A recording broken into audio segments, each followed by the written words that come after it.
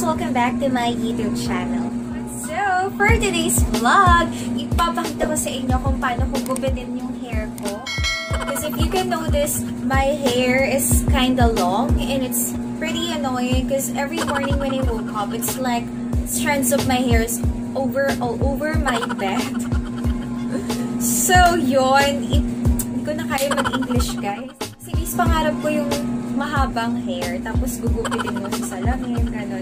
So, nag-try na ako maggupit-gupit nitong pandemic kasi nga, 'di ba, alam naman natin na hindi tayo pwedeng laging makipag-interact sa ibang tao, lalo na pag mga palinis ng kuko or hair, or basta yung kailangan magpa-assist. So, as much as possible, iniiwasan ko yun. And ako, in real life, super praning ko ako. Kasi, simula nung nag-pandemic, siguro mga 7 times or 8 times pa lang. At yung 7 and 8 times na yun, yun yung mga time na nagpapa-adjust ako ng braces. At yun lang pala talaga yung time na yun. Good thing din kasi yung work ko, naging work from home siya. So, hindi ako lumalabas talaga. It's either kikisuyo ako pag may gusto ako sa labas, or yung mga food panda, or mga lazada, Shopee. So, sila yung mga naging sandalan ko ng pandemic. And so far, okay naman ako sa ganung setup. And alam mo yun, so feeling ko lumalayo na tayo sa topic ng vlog na to. And ayoko rin namang masyadong habaan yung mga vlog ko. Yun nga, ang gusto ko lang naman kasi talagang sabihin is, ipapakita ko sa inyo kung paano ko gupitin yung hair ko. Kung magiging epic fail ba to or what. And after that, I will color my hair. Kasi meron ako ditong na pangkulay na in-order sa Lazada. And this product is called Huenicorn as in HUE as in U. Maganda yung mga reviews, pero never ko pa nitry itong product na to. So, yun nga, i-video ko na rin, i-vlog ko na rin para at least kung gusto nyong mag-color ng hair without bleach. Anyway, yung dami ko na sinasabi. So, ito na mga kailangan natin para sa DIY haircut and DIY hair color. First, kailangan natin ng gunting. Ayan, super laki yung gunting. Kailangan natin itong mga ganito. Pangwahi-wahi ng hair, ganyan. Pang ganyan. Siyempre, kailangan din natin ng, ano nga to? Hair straightening. Hair iron. Kailangan natin ng supply. Ayan. June ko ginupit yung hair ko nung mag-isa lang ako. Bala ko din mag-bangs. Mag-bangs na rin kaya ako. Wala akong salamin, sa camera lang ako, dito lang ako sa cellphone titingin. Please, naniniwala ba kayo na yung stress daw ng isang babae is nasa dulo ng hair? I don't know if it makes sense. Kasi, alam mo yun, yung stress natin is nasa dulo ng hair. So, kailangan mawala yung mga stress na yun. Kailangan natin bawasan.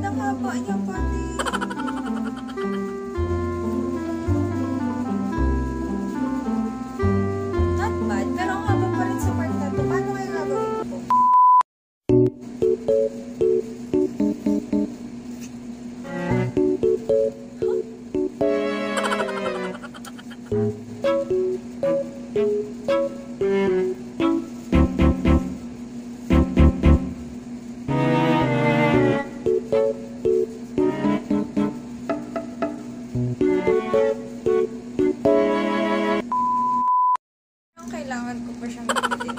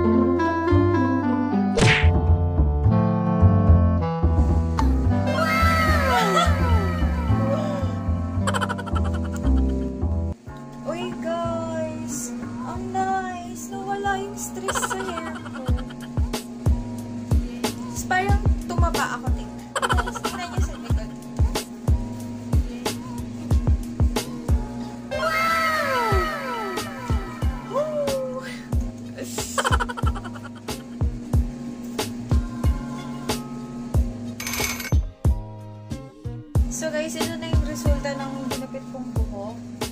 So hindi ko alam kung gugupitan ko ba to. Pero this moment is i-treatment ko naman yung hair ko gamit itong virgin coconut oil. Kasama din to sa binili ko dun sa Huenicorn sa Lazada. And this is only 50 pesos. So, ilalagay ko siya overnight sa hair ko bago ako mag-color nga nitong kanilang non-bleach hair dye. So, pinili ko to kasi ayoko nga mag-bleach ng hair kasi nga ayoko na masyadong i-damage yung hair ko. And sa nababasa ko sa mga reviews, super okay to. And malalaman ko kasi nag-try ako ng isang set lang muna. So, ang shade nito is Ocean Breeze. So, according to the seller, ito daw yung parang pang-alternate sa bleach. So, kung ayaw mo mag-bleach ng hair mo, kung ayaw mo ma-damage yung hair mo, ito yung bilihin mo. So, tingnan natin kung color talaga ito na parang bleach at all. So, ipapakita ko yun sa susunod na clips. So, ito yung virgin coconut oil. Wala na akong gloves or anything. So, diretso na natin sa kamay natin. So, ayan. Tapos, ikaganto natin. Tapos, ilalagay natin sa ating hair.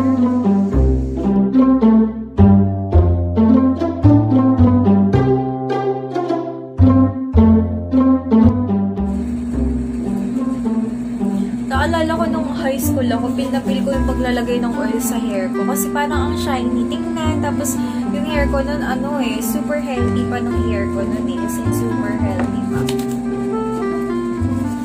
So, gagamitin ko ito mamaya pag natulog ako para hindi sumama yung oil sa unan ko and then sa higaan ko.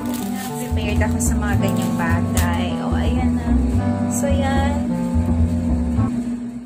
One eternity later. Hey guys! So, this moment, kukulayan ko na yung hair ko. Ayan. So, ito na yung hair ko after ko mabandawan yung oil na nilagay ko and after ko maligo. So, now, magmimix na ako ng ibang color ko sa hair. So, gagamitin ko nga tong non-bleach.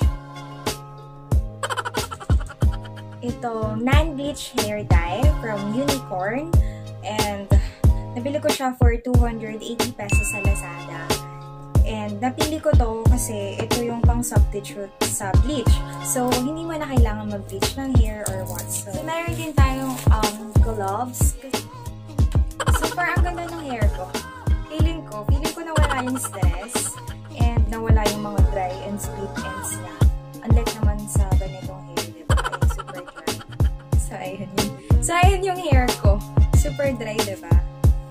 Wala nga ako nice. Ganito na lang gagawin ko. Sabi kasi 1:1. So, I guess, ilahat ko na lang to, no?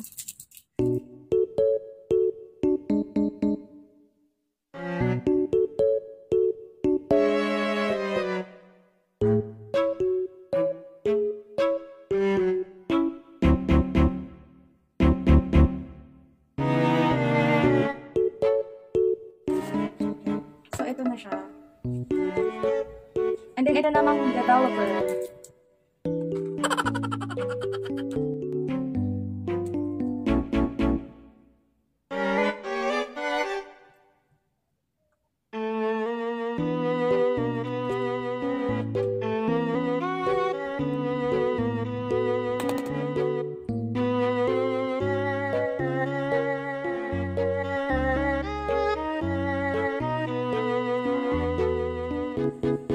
Medyo matapang yung amoy niya, guys.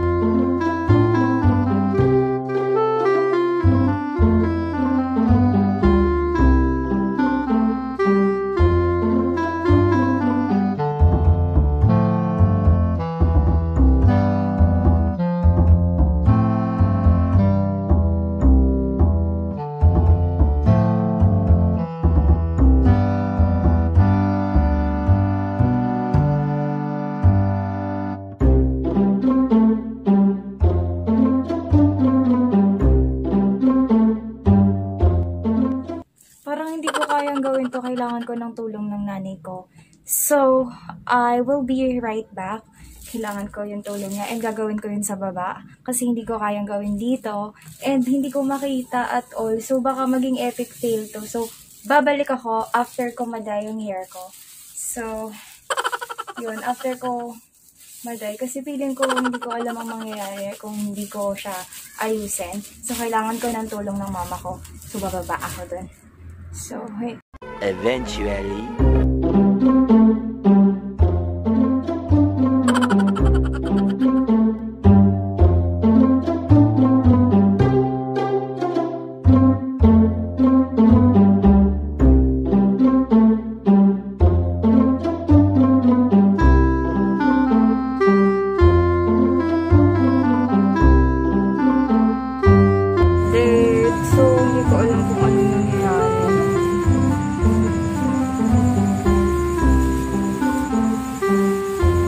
One eternity later.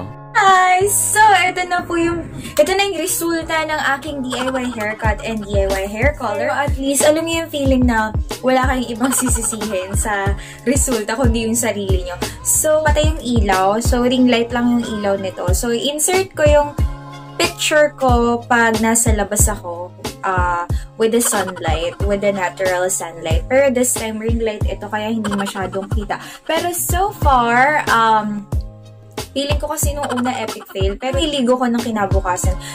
Ayan, okay naman. Bongga.